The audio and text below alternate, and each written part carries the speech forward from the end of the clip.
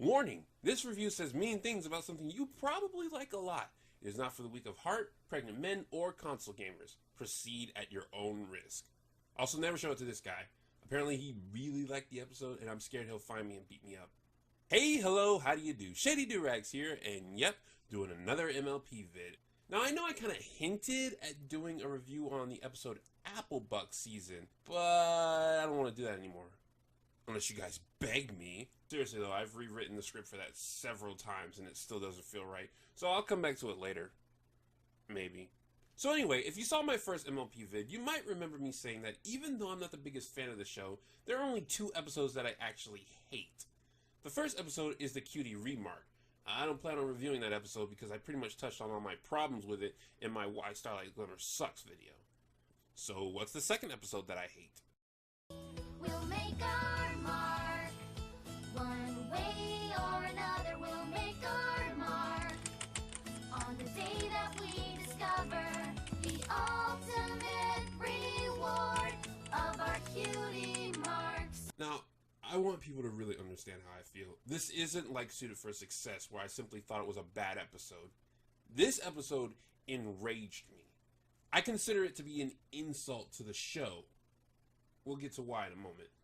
First up, quick recap. Spoilers. The episode starts with the CMC doing what they've been known to do, trying to find out what their cutie marks are. Pipsqueak bursts in, asking the CMC to help him run for school president against Diamond Tiara, and they agree. Diamond Tiara winds up losing, and the CMC find out that even though she's been a bully this whole time, she's secretly nice, and is only acting the way she is because of the influence of her mother. So the CMC decide to open up and help Diamond Tiara. During this, though, Diamond Tiara finds out that Pipsqueak made a huge mistake and runs off to embarrass him to help her reclaim her title as president. When she gets to the school and after she's pressured by her mother, the CMC wind up convincing her to do the right thing. During this moment, the CMC realize that they're really good at getting people to understand their cutie marks. Oh my goodness. Almost done. You can complain in a minute. You're almost done. The CMC get their cutie marks and sing a song about it. Before I get into what I hate about this episode, I'm going to have to reveal some history just so you know where I'm coming from. Before Season 5 started, there was this kind of hint from the writers, suggesting the Cutie Mark Crusaders would be getting their cutie marks this season. When this episode first aired, I was unable to watch it, but immediately after, several people who had seen it were super excited.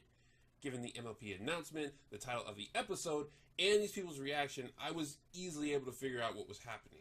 I went in this episode knowing it would feature the CMC finally getting their cutie marks. Given that this is one of the most anticipated moments in the show, I demanded that this episode be amazing. I'm sure you guessed by now, I was severely disappointed. And now I'm going to take a quick moment to say that while I do hate this episode, I love the songs. I admit it, I love these songs. We'll Make Our Mark is one of my favorite songs of the show and has one of my favorite moments in it that actually makes me tear up.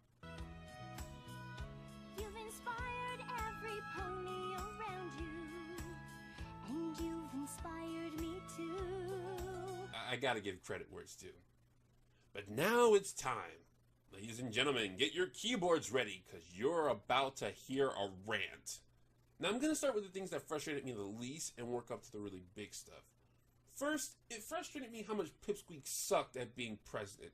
Diamond Tiara said he was making promises he couldn't keep, and she was right. He was delegating everything to the CMC. Kind of made me root for Diamond Tiara and all her supposed evil tactics, to be honest. Second, Diamond Tiara and Silver Spoon's relationship. I always saw these two as friends. You're my best friend. Am I? I'm not allowed to speak. I don't have to follow her drama anymore. It didn't seem right to me that Diamond Tiara wouldn't allow Silver Spoon to speak or treated her like a servant. I get that there was this kind of build-up and Silver Spoon did act up earlier, but still, this felt sudden. You can notice a pattern with that feeling in this episode. But these two things I could forgive.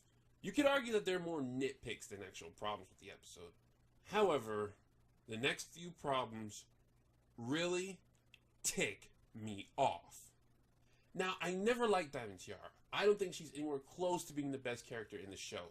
but for a long time, I've respected her as a character. Despite being a bully, she showed that she had decent enough traits to be her own person, or pony, or whatever, her own character. Normally what these stories love to do is make it so the bully is either just secretly lonely and doesn't know how to deal with it, or that they're just dealing with the influence of their parents or older sibling or someone who has influence over them. I was glad to see that Diamond Tiara did not fit that archetype. It's an overused archetype, and it's not going to apply to every bully in the universe. Diamond Tiara could easily get friends on a whim, and had a father that, while he did spoil her, he was nice, and he would discipline her from time to time. I didn't like much about this character, but I liked that she was her own character. So, what did this episode do? No, it wasn't really her, it was just her mother. And she just wants to be friends with every pony else. Feel bad for her. Feel bad for her. Oh, goodness, are you kidding me? Remember my take on why Starlight Glimmer sucks? Character and continuity are very important to me. So when you decide to botch those things up just to make the plot go the way you want it to go, I don't just get upset. I get angry. This episode, in one fell swoop, butchered everything that Diamond Tiara was. Yes, she was a bully, and yes, she was disliked by pretty much everyone in the fandom, but she was strong, she was sure of herself, and she knew how she wanted to live her life. She wasn't this. And before you scroll down to the comment section, let me remind you that I'm not complaining that they made Diamond Tiara more likable or more realistic. I'm complaining that they did that without keeping consistency. Would you believe that I've always wished I could be some pony-esque? No, I wouldn't believe that, because this is the first time you've ever even hinted at that being a possibility, let alone being the main drive for your character. Some people like to compare Diamond Tiara to Pacifica from Gravity Falls. Once again, we have another case of this character did it first and did it right. In the episode Golf War, we learn how Pacifica interacts with her family and how it influences her vision of the world. She didn't change right then, but we learned that she had the possibility to be someone different. Later in the Northwest Mansion mystery, Pacifica slowly struggles with how her parents want her to act, how she thinks she should act, and how the outside world wants her to act. It wasn't instant, it was a build-up. And if that wasn't enough, Pacifica did this in season 2. There had only been 30 episodes, meaning the audience didn't know her as well as they would a character in MLP, who by this episode was in the middle of their 5th season with 110 episodes. Pacifica is an example of good character development over time. Diamond Tiara suddenly changed. And do you know why they did this? It's a common theme you might notice throughout the episode. I couldn't have won without the hard work of my campaign managers, the Cutie Mark Crusaders. I know Diamond Tiara's been pretty awful, but we should probably make sure she's okay. These are the Cutie Mark Crusaders, and they are my friends. Diamond Tiara, Silver Spoon, Pipsqueak, they all have to act the way they do so the CMC can look amazing just before they get their cutie marks. Butchering character is already one thing I am prone to rant about. But MLP decided to do it in a way I hate most. In order to make the characters they wanted to look good, they made other characters look bad. I hate this. You cannot just change character consistency to make the characters you want look good. That is lazy. Speaking of the CNC getting their marks, listen to this justification. I've been thinking, Crusaders, we spend an awful lot of time fussing and fretting trying to discover our true talent, but when we take a little time off, we end up helping other ponies figure out their true talent. You know, I never noticed that pattern. You know why I never noticed that pattern? Because it only happened once. Yeah, before this point, the CMC only helped one pony understand their cutie mark, and that was Troubleshoes. Their talent of helping others understand what they're supposed to do is made up completely and has only been done in this season. All the episodes where they weren't trying to get their cutie marks, they were learning about themselves or joining competitions or not doing that.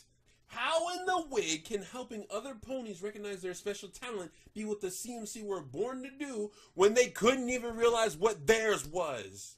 Why do I hate this episode? I'll tell you why I hate this episode. Other than the fact that we have several characters who were butchered for the sake of the CMC finally getting their marks, something I already cannot stand, the marks themselves are wrong. This is one of the most anticipated and defining moments in the show, and they did it wrong. You just wanted a way so that the CMC could keep their names, so you forced talents onto them that they don't have, and in order to do that, you made the characters act in ridiculous ways. Everything in this episode is forced and sudden. This episode is not the worst in the universe. Shoot, it's not even the worst episode in MLP. But it certainly hit me in the worst way possible. This should have been an incredible moment in the show. But instead, what we got was contrivance after contrivance. Changing the characters so that they would fit what the plot says should not be something you do. You need to stay consistent. Build something up. Don't be lazy. If I could describe this episode in one word, it would be rushed. Had the show told me about Diamond Tiara earlier or given me a few more episodes of build-up, I'd be willing to believe this change. Had the CMC gone on a few more adventures where they showed this developing talent of them helping others find their cutie marks or realizing what their destinies were, I'd be willing to accept that these were their special talents. But as it is now, it's all rushed. And this moment deserved so much more. This has been Shady Doorags. So long, farewell, Avita say, goodbye.